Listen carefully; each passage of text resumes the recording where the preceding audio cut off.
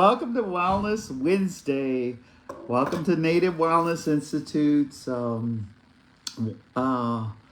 Power Hour. We come to you every Wednesday, and I just finished with a traditional talking circle. I'm in Lethbridge, Alberta, and so welcome to. I'm sitting in the nurse's office, and we're located here in Alberta, so they're letting me use their space. It was easiest because the United States is about an hour, 15 minutes, eh? So welcome to Wellness Wednesday. I just wanted to visit with you today. Nistu Nidaniko Mokoyo Sekoyi. That's my second Blackfoot name. And my first Blackfoot name was Okstokoma Atstanikiwa. My dad's mom, my grandma, named me that. So I carried it for 60 some years. And now I'm carrying this name and growing into it since 2017. I am a veteran master trainer and facilitator for Native Wellness Institute. So I just wanted to first let you know where I am and why I'm here. I have been steadily working my recovery and healing program. So I have, as of May 3rd, 37 years sobriety. And so I'm working on 38. But I also have, and that's some of, we're going to visit with some of that. Today, I was thinking, I just came back from a 15-day self-care pilgrimage, I would say. Because I was sitting with 19 tribes in California. Thank you, Rachel. Thank you everyone that had, thank you, Jean Tagabon. Thank you, Jolene Joseph. We were together with all of their elders ranging up to 90 years old, 92 years old, some young elders in their 60s. And then I went with 73 trailblazers global, and we were in British Columbia, starting in Victoria, and then we went up the coast to all the villages. We were at Show Kale, and forgive me because don't speak their languages. We visited several canoe villages, one that dug out their canoe. We were doctored in several ceremonies of cleansing in the water, and we were doctored with cedar ceremony and all of the ways that people heal. So I've just returned. I just returned. So I'm still sober. I'm still alive, and I feel really good. I feel like I'm grounded. I feel like my spirit is settled. But I'm doing a lot of reflection, and that's welcome to Wellness Wednesday, Native Wellness Institute. We come on every week doing positive, productive, and proactive, insightful stuff to just help you along. So I was trying to, as always, I'm going to talk about this place first. This is called the Indigenous Recovery Program. And one of my nephews who's been sober a long time and works a pretty stiff program. And I'm not going to name names, because it's just the story. I watched him start his sobriety just before COVID, and then I've just seen how he's grown, how he's handling his relationships, how he's growing. And he was born and raised in the Blackfoot Confederacy territory up here in Alberta, and now he's helping with this program. And so he contacted me, and this is what happens with us. When you're in sobriety and you know that hurt people, you start just working with healed people or people working on their recovery. So he had invited me sometime back a couple months ago. He said, Auntie, do you think you can come up and talk, from 10 to noon with our recovering people? Some are in early recovery, some have 5 years. I just met a gentleman, it's just 42 years. But there's also some people in the street. We just had a great chili. So they open it up and they feed everybody. They feed the homeless, they feed whoever. They've been foraging. They've been going out, and today they're going to go pick what we call Sabbath berries, but they're going to go pick Saskatoon. They always do cultural stuff. And their vision, it's just right here on the wall. Our vision is a restored connection to the old life and a new experience from a shared spirit of Nitsitapi. And that's Blackfoot, eh? Nitsitapi, the real people. Their mission is to empower individuals in recovery with cultural guidance. So that's why they invited the badass auntie to run this talking circle. I got here at 9:30 and I just feel so good here. It's like a give back.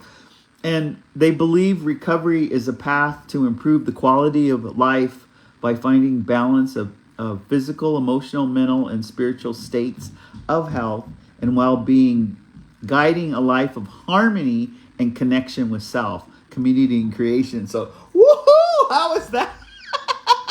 I'm just like, dang, that is just like Native Wellness Institute. We are just, we just keep the teachings of our ancestors alive.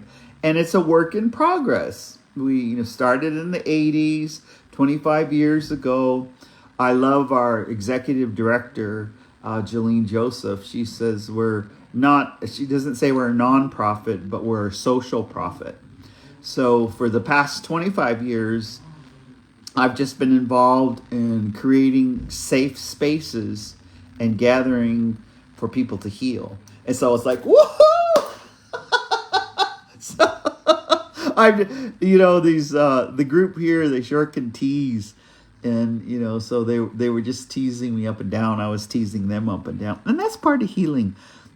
I was telling them I woke up, I got up about 6 a.m. to wake up and say my prayers, do my meditations, check up. My mom is doing great. My mom just had cataract surgery on one eye a couple weeks ago, and then she just had the second cataracts, and she's doing great. Mom is just doing really, she just cracks me up because she says, now I can see. And I go, uh-oh, watch out, Mom can see now. Uh-oh, watch out.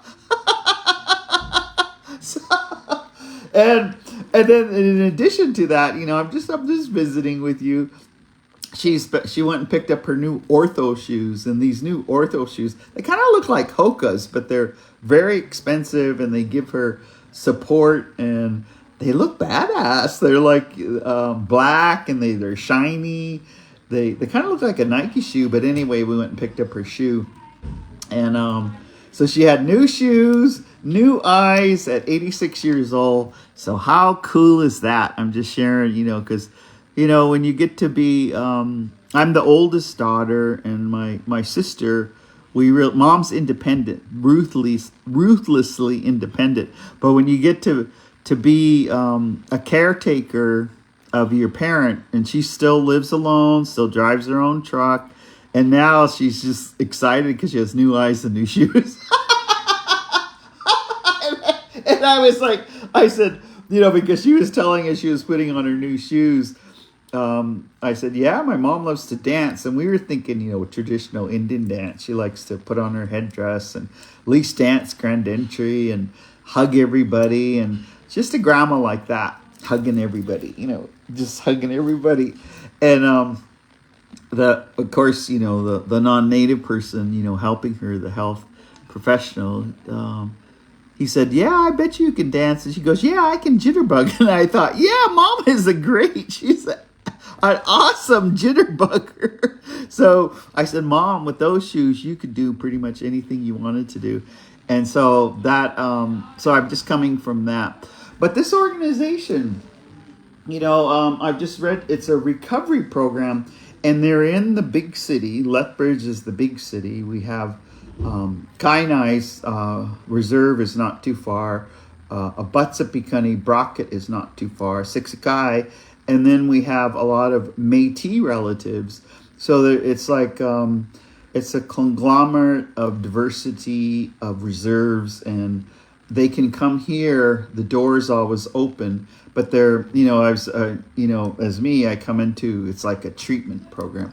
And when you come into a treatment program with counselors and you respect confidentiality. So I told them, I'm not taking any pictures. There was no poster made, but they asked me this, my nephew asked some months ago, and that's part of recovering. When people ask you, and it's kind of like you give back, you show up, you suit up, and you show up. So I was just looking at their calendar. They have an elders group that's meeting right now from 1 to 3. They have a language class where you could learn to speak Blackfoot.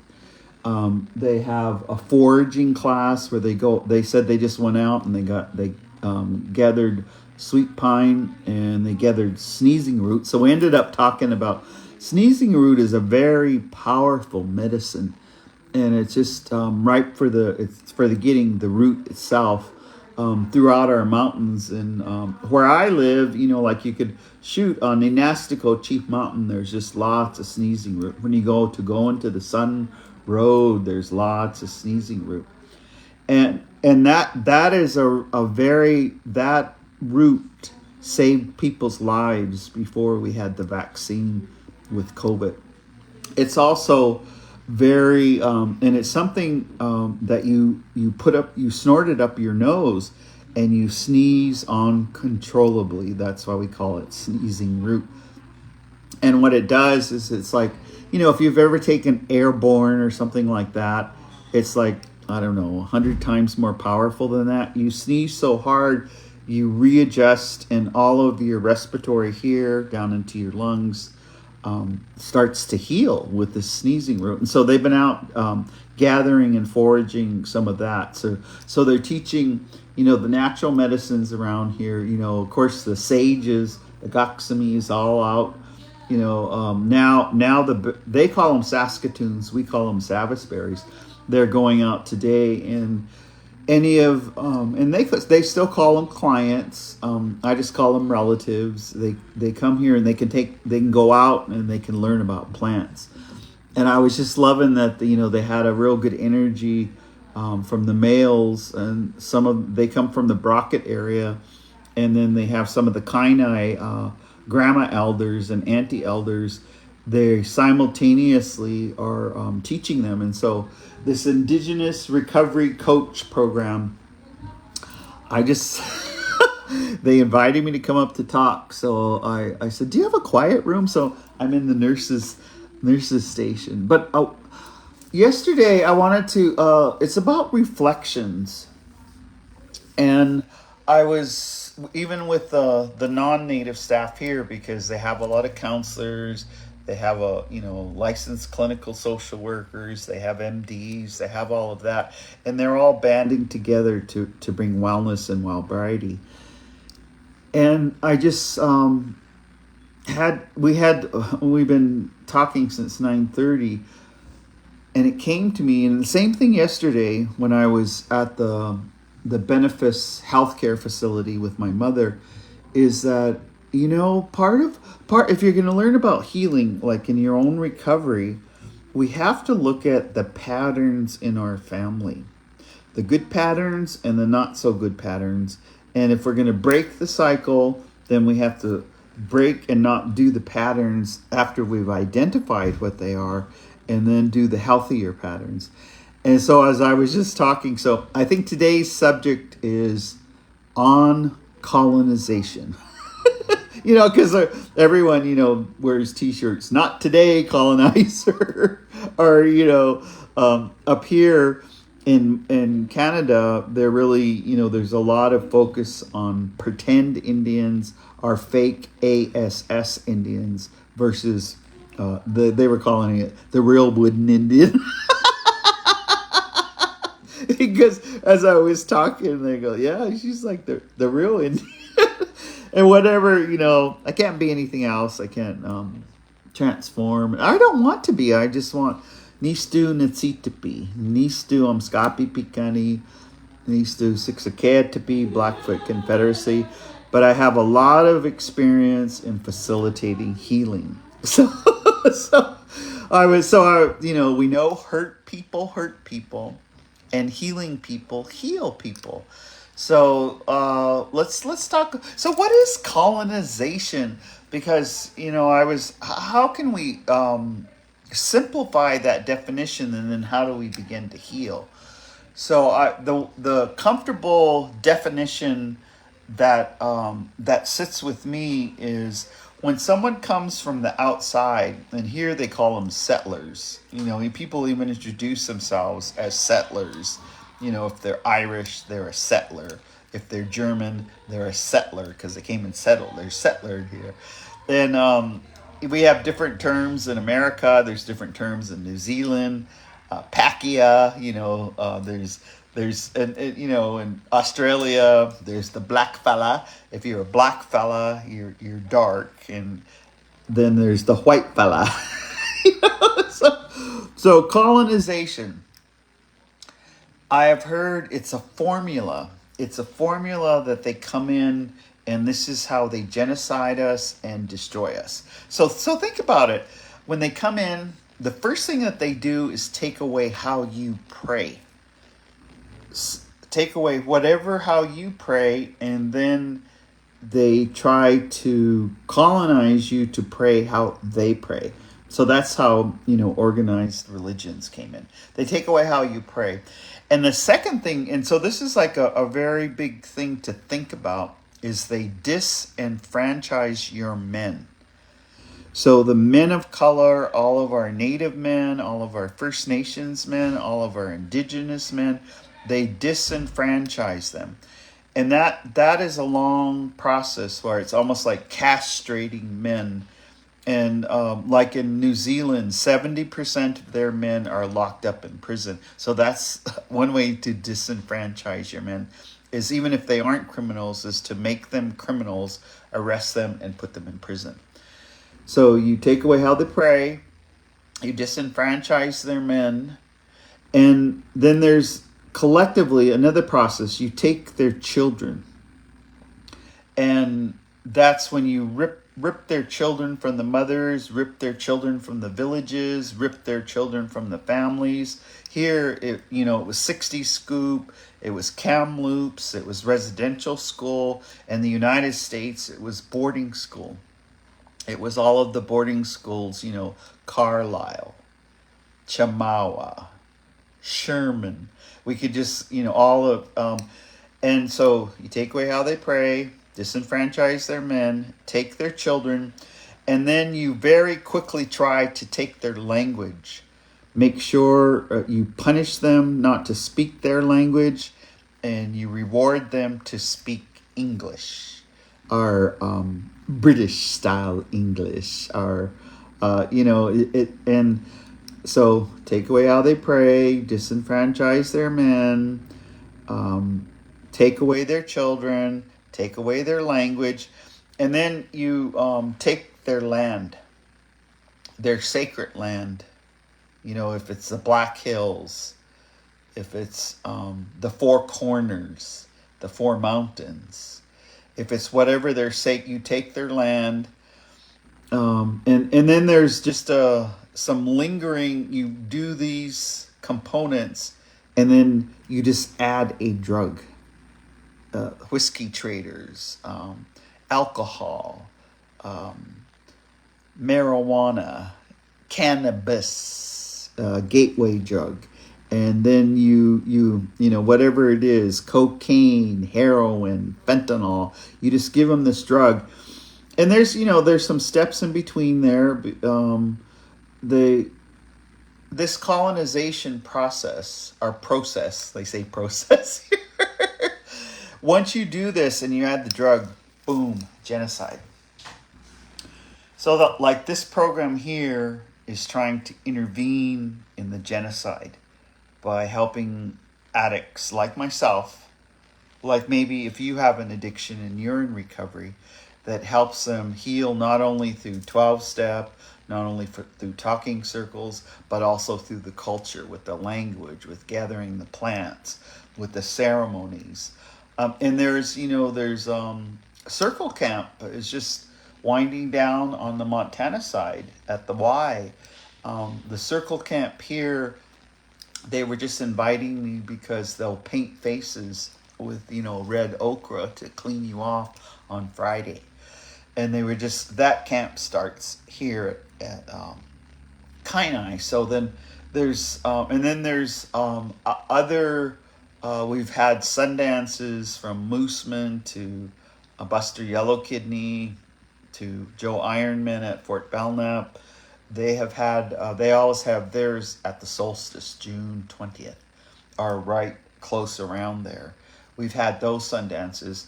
And I think, I always think about Chief Moon up this way, their doings. And there's a lot of healing going on.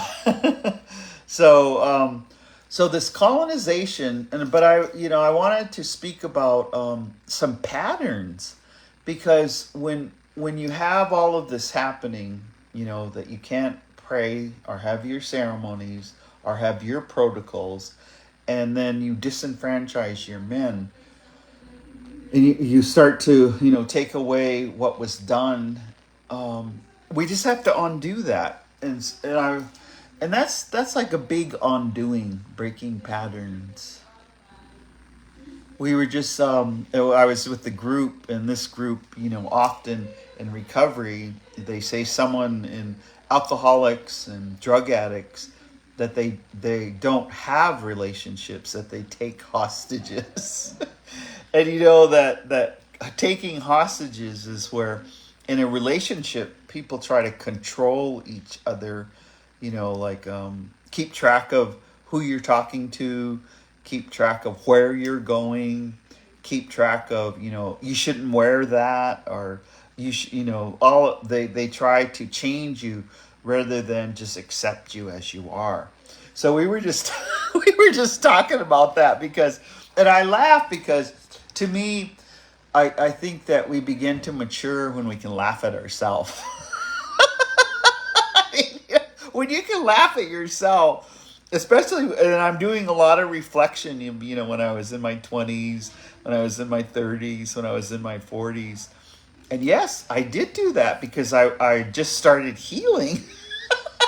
And I was one sick puppy. And so let's just talk about some of the breaking of the cycles. So the breaking of the cycle that I learned in British Columbia it's a global effort to look at parenting and the village that you surround the child so that they're safe and that they're healthy. And they believe the spirit program is that a lot of it's with play in your natural state from the time you're born till 6 years old. And I'm new to this effort, but I went there for self-care, and I went there so I could just listen. And so I thought, I need to not come with, I do have preconceived ideas, but I need to just listen. And it took a couple of days. I mean, I was even self-talking. I was like saying, Theta, shut up, listen. In my mind, Theta, shut up and listen. Theta, shut the F up and listen. I was laughing. And so I did listen. I listened for 8 days. And I listened to communities, 5 in America, 5 in Canada, 5 in Australia, 5 in New Zealand, that are doing trailblazing work. I listened, so I'm going to talk a little bit about that and this on colonization. And breaking patterns is to have a healthy relationship with guidance, with a fellowship, with a sponsor, with a mentor-mentee and ceremonies, protocol, with fasting, with those kind of disciplines. We have to look at not only our relationship with another person, but our relationship to the environment, our relationship to the plants and medicines that we gather, our relationship to when we meet new people and we have no idea that how our our courtesy, our integrity, our ethics. I mean, I'm just like, sometimes it just feels like right now I'm just in this really good space where I'm just reflecting and I'm learning and we're breaking cycles so that we're kinder, that it's lateral kindness, that it's lateral respect. And I could tell, just being here since 9:30, I was talking to one-on-ones, I was talking to groups. And then once, they found out I was on Res Dogs, they all, I said, this is confidential. They all want to take a picture because up here in Alberta, I guess they love the badass auntie. And they just were so grateful that I came, and then I told my sobriety story here, and then I told my recovery story. And I love it, and I told them, well, now that, I know that you have this, I know you had this talking circle, but I'll be back.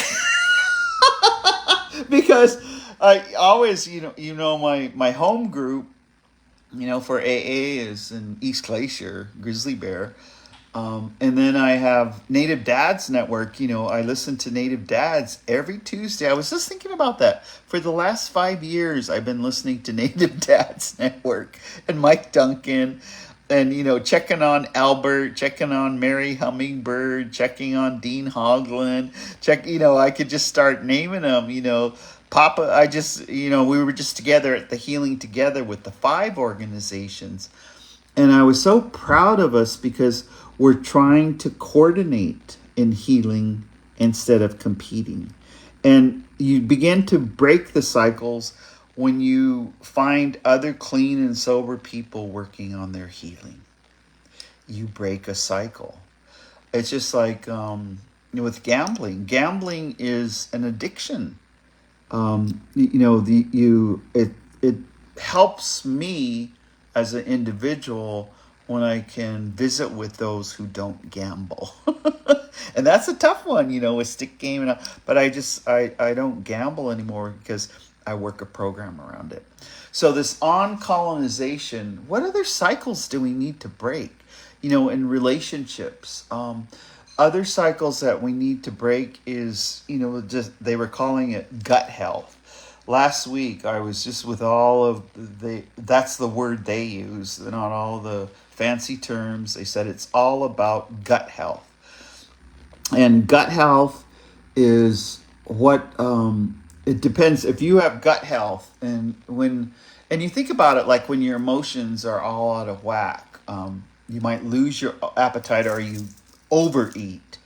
Gut health with what you ingest, what is the kind, because one of our elders from Australia had never had barbecued potato chips.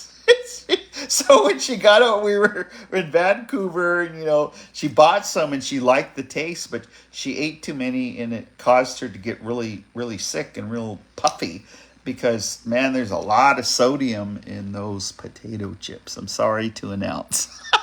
It's okay in moderation, but I was thinking, I'm an addict. I'm in recovery. I don't do much in moderation. So I just don't eat potato chips. So yesterday, my mother likes to eat potato chips with her tuna fish sandwich. So this was my discipline. I thought, I'm just going to eat a couple of potato chips.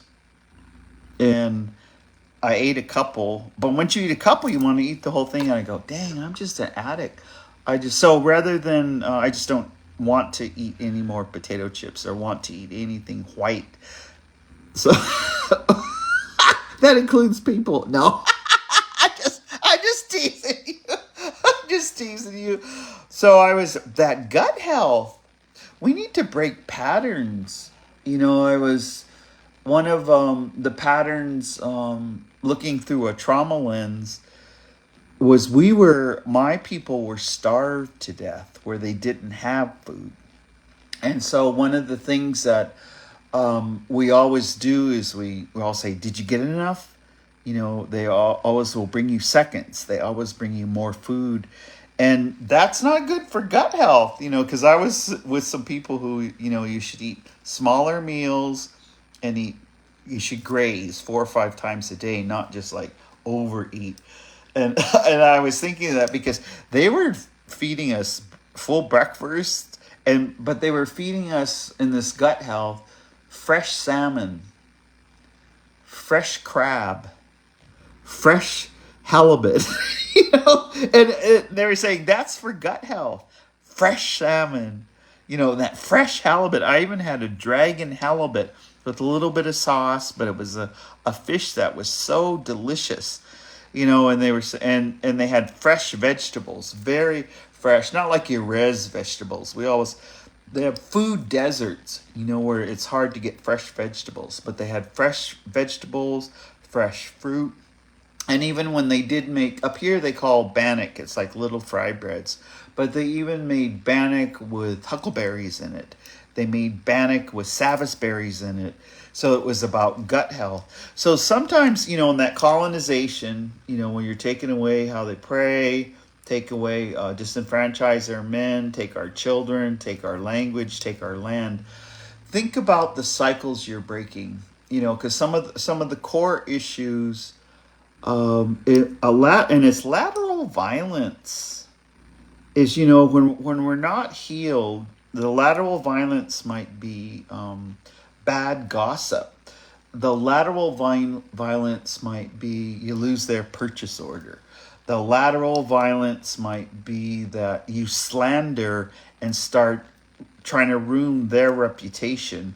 Or if something's triggered, you try to ruin that person's life. And I was just, wow, how do we break those patterns? As always, a Native Wellness Institute and Wellbriety and recovery, we always say when you're talking about somebody, pretend they're standing right next to you. And I think that's a really good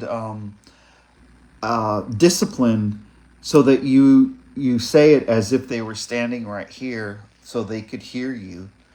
And it really helps to not hurt people by talking about them in a bad way. Or, it's, we have funnies too, and I was just teasing, because sometimes when I ran into my Indian relatives and I haven't seen them for, I always say, "Hey, I thought you were dead." And then they start laughing. "Yeah, I heard you were dead." You're still alive. It's our own funny, because, when you're an Indian and you're still alive over 50, you're still alive over 60. I was just talking with a couple of sisters, 71, and you're still alive. "Oh, yeah, I thought you were dead." I heard you were dead. That was just when I relapsed 10 times. So in this breaking the cycle, we have to look at, is our authentic self, just in that praying, because you can stay prayerful a long time, anytime. And I was just that, so what kind of cycles are we breaking? And I thought to myself, when I was young, one of the ways that they tried to colonize us, my age, is they tried to make us say these prayers. I do really love the Our Father prayer. I love that prayer, and it's said at meetings. But the Hail Marys. I was thinking, even when I was a young child, they would make us go to confession. So we'd go into the confession room, and we didn't have no sins, and so I was the oldest child, so I taught all my brothers and sisters, we would say, I am truly heartily sorry. I beat up my brothers and sisters. I messed up the house, and I talked back to my mother. I am truly heartily. We were making up sins. I was trying to say, you got to have some sins if you go in there. So, look at how insane that is, to make up sins, because you have to go and say your sins. And then they tell you, well, go out there and light a candle and say 10 Hail Marys and 4 Our Fathers or whatever. Then we just go out there and laugh and giggle and light the candle and laugh and giggle. Say, okay, to Jesus. How do we break these cycles in prayer? And so one of the encouraging things that I'd like to leave with you today is really think about your morning routine, your midday routine, and then your before you go to bed with your prayers. And you could pray in between, because I find myself, and this is as I get older, even when I'm driving, I'll light some sweetgrass in my truck and I'll say prayers. As I'm getting older, I just saying prayers all the time. But how do we break that cycle? Well, first of all, it's when you're learning your language. I was thinking, just even now I get to say Hios Tabatapi. Even that to what we called Creator God, our Maker. Learn. So to break the cycle of colonization and to uncolonize, write your own prayer. It could be in English, and learn to say it in your language. Learn to, like I was thinking of my daughter and how they call Akparadia and Crow.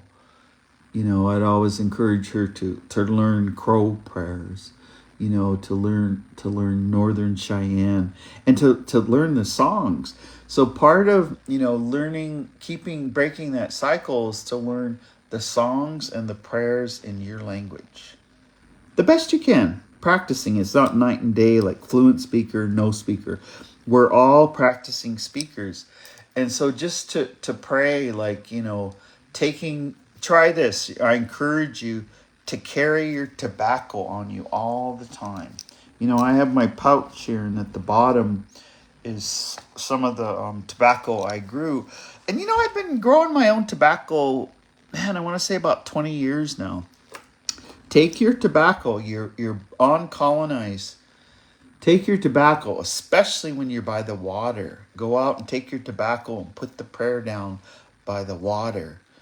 Take your tobacco, when you travel, and I learned this in this 15 days of travel that I just came back from.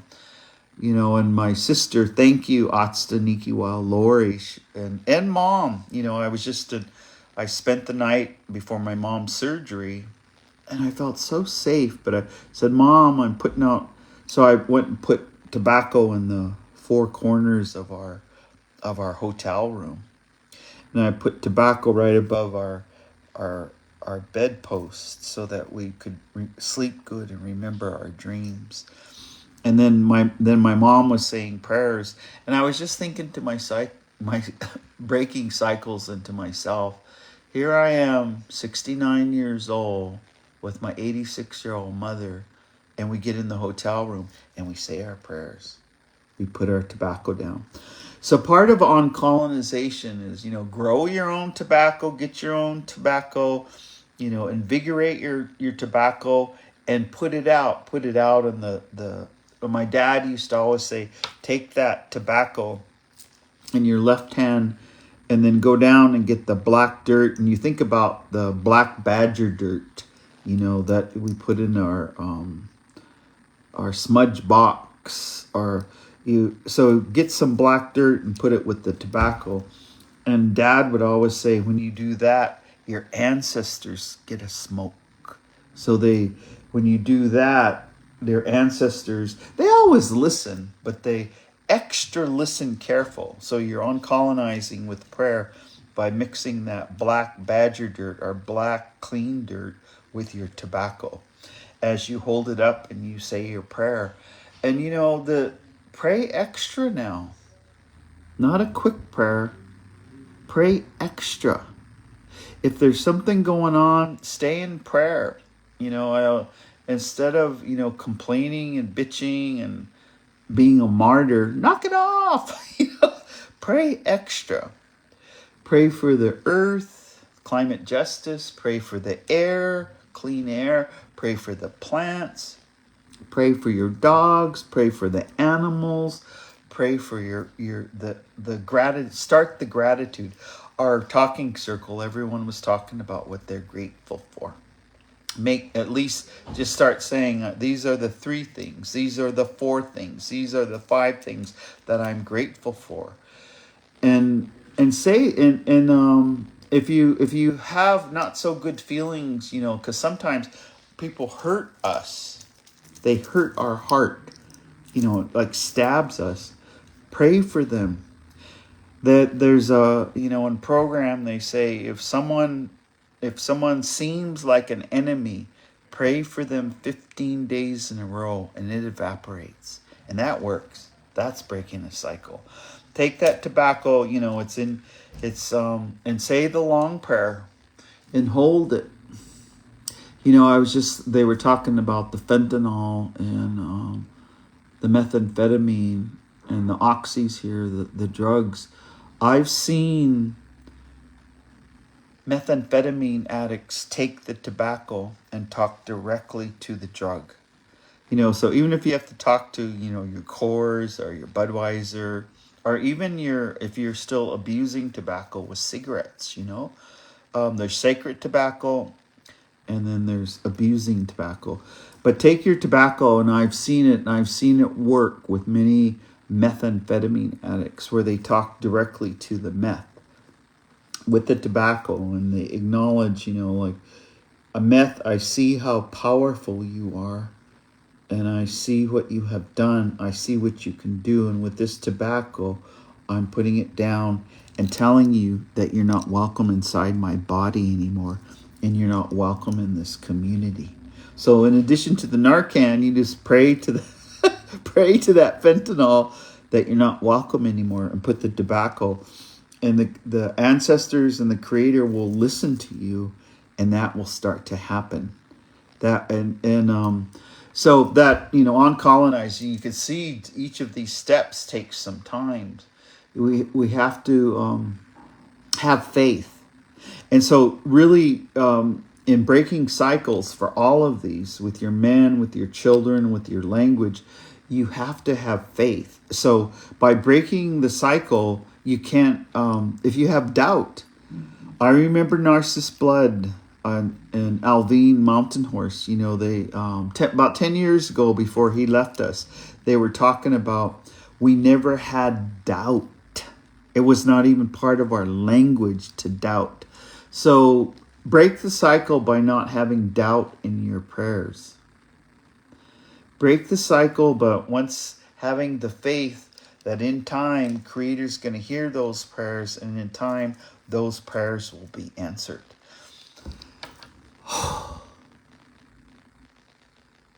Think about that.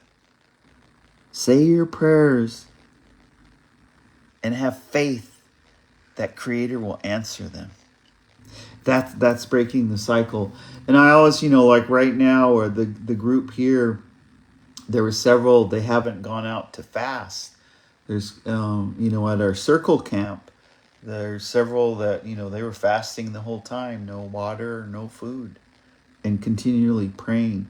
But fasting, you can on-colonize with fasting, even if it's, a half day, a day, a couple of days, where you're disciplined and you stay in prayer, and you don't have no food or water, and you beg Creator. By that third day, you beg Creator. You beg for Him to hear your prayers. And then on that fourth day of fasting, you're just so grateful that you're still alive, and you're going to break your fast. You get grateful.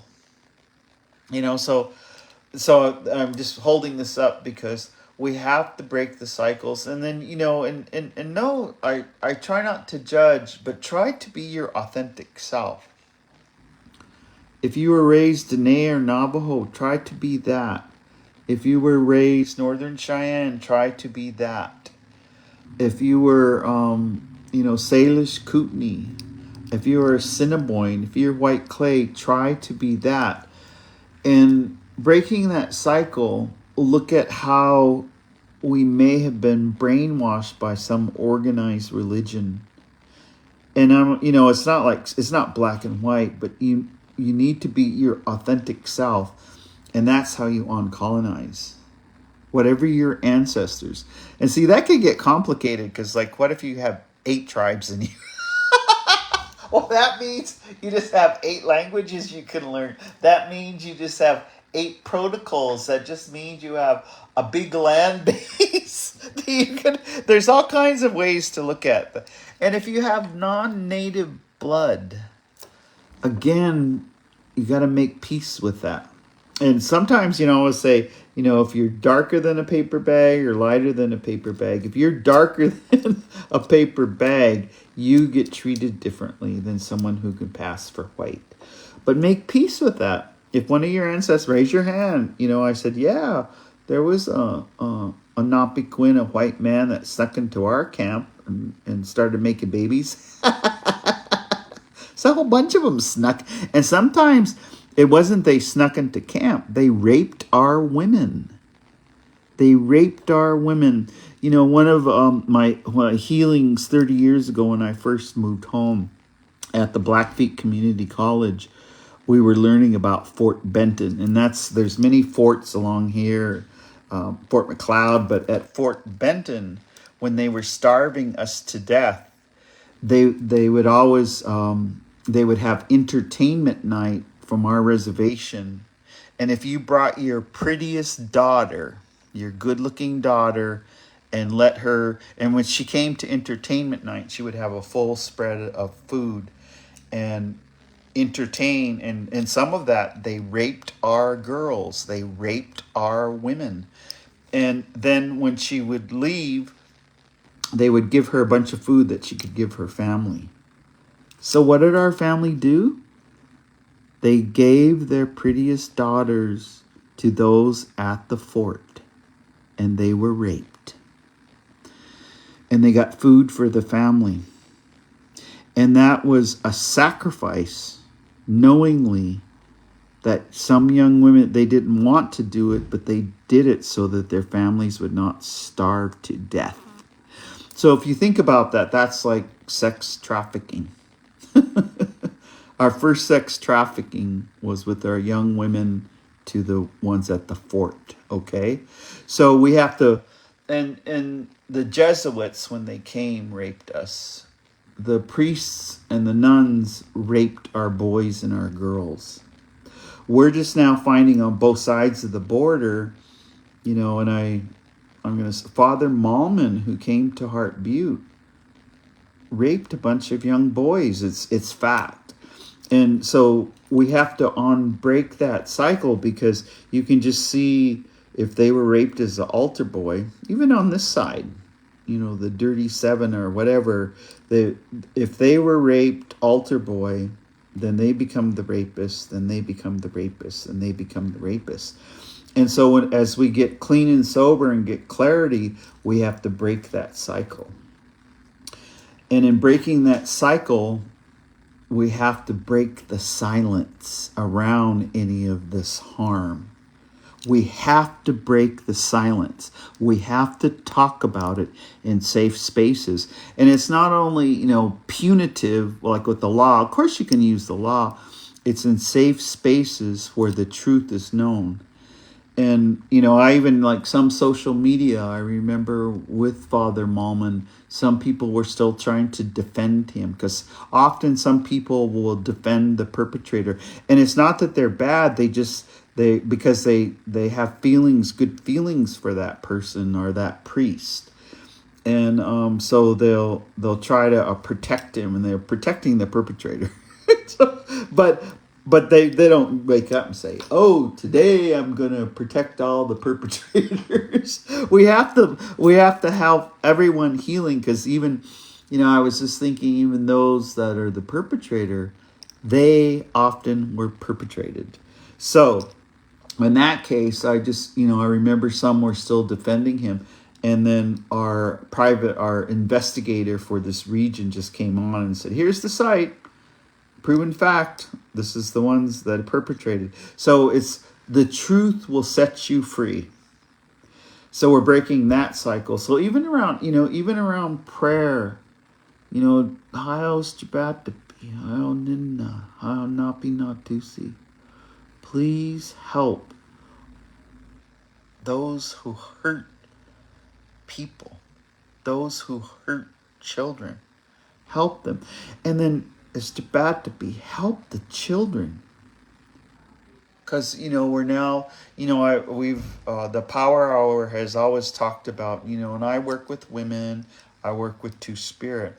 You can always see the symptoms in women, that not having that authentic voice, or the obesity, making themselves so obese that they're not attractive and they won't get raped again. So then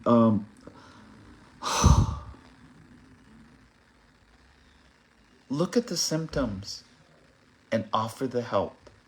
Look at the avenues, and it's therapy, yes, it's 12 step, yes, it's cleansing. Yeah, I think about in our area, one of the healers was just saying, and this is for women Two Spirit, but think about this.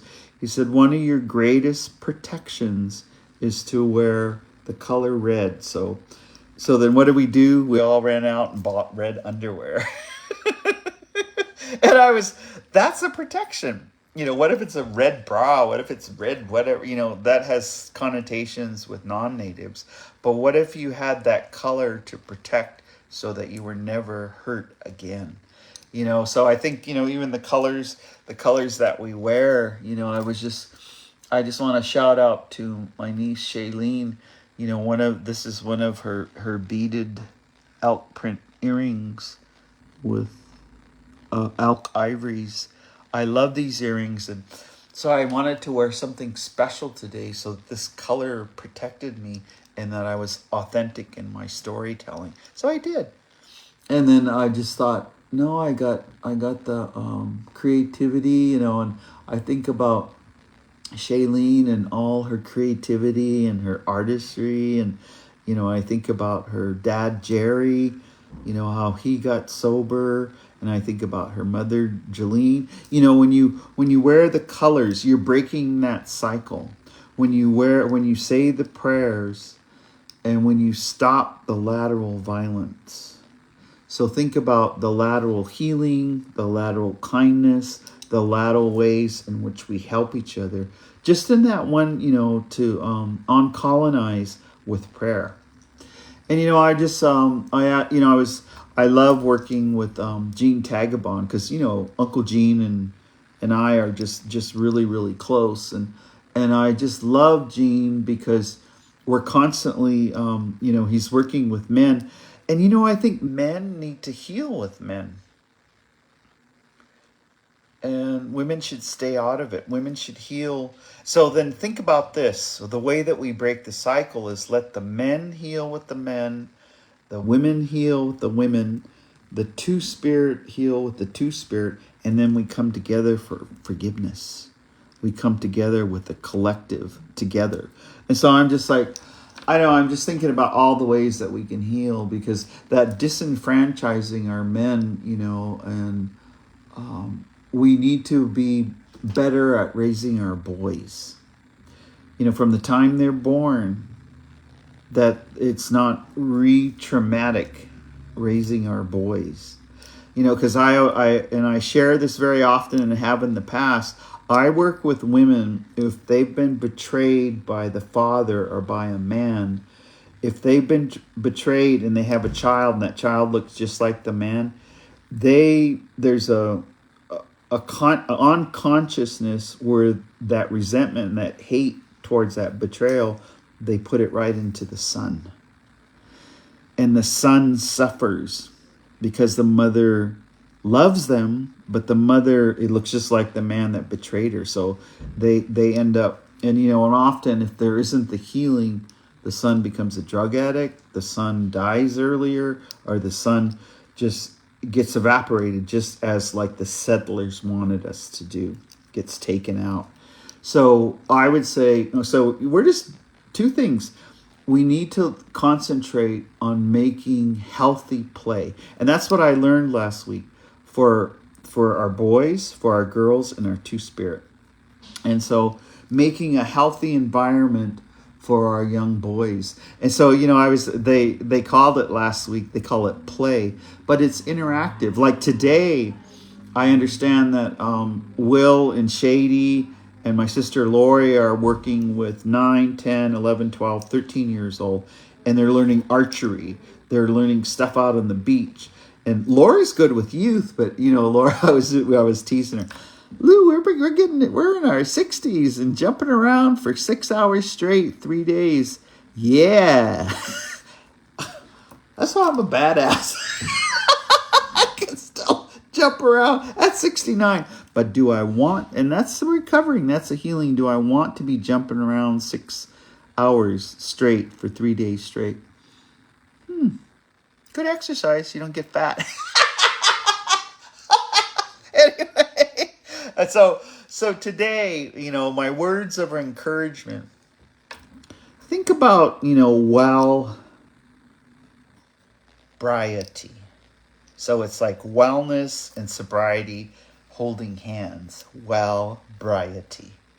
And I, at the Healing Together, man, there was, 300 of us.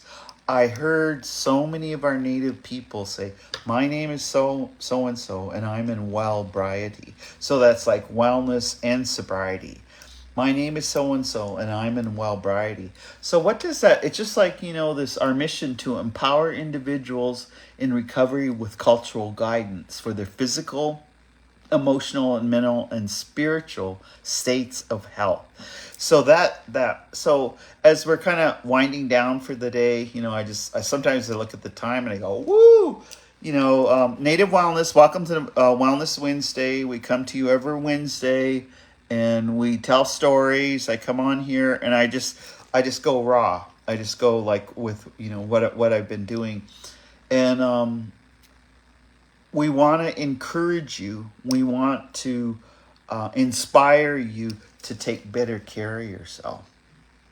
So in our last remaining minutes, the one thing that I have learned, oh man, and I relearned it because I didn't look at the whole schedule and plan ahead. I just did one day at a time.